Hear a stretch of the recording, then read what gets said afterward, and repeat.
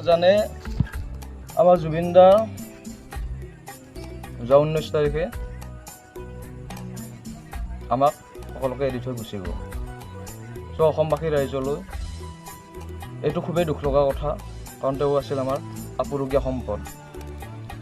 জুবিনবিহীন অসম অপৰিকল্পিত। জুবিন নহ'লে সঁচাকৈ অসমৰ একো অস্তিত্বই নাই। কিন্তু মই ক'ব বিচাৰিছোঁ এইটোৱেই যে যদি শ্যামকানু মহন্ত বা তেওঁৰ যিজন মেনেজাৰ আছিল, তেখেতৰ নাম কি আছিল? সিদ্ধাৰ্থ আৰু শ্যামকানু মহন্ত যিটো নৰ্থ ইষ্ট ফেষ্টিভেল ছিংগাপুৰত আয়োজন কৰিছিলে, যদিহে তেওঁলোকে সঁচাকৈ কিবা দোষ কৰিছে তো তাৰ উচিত তদন্ত কৰিব লাগে। যদিহে দোষ কৰা নাই একো, আমাৰ তাত ক'বলগীয়া একো নাই, হয়তো এয়া নেচাৰেল ডেথ বুলি আমি মানি ল'ম। যদিহে দোষ কৰিছে তো CBI যাতে এই কেছটো পায় আৰু তেওঁলোকে যাতে উচিত তদন্ত কৰে, আৰু যদি এটাৰ ভুল আছে তো অসমবাসী ৰাইজলৈ আগবঢ়াই দিয়ক, আমি ব্যৱস্থা নিজেই ল'ম। ঠিক আছে, ধন্যবাদ।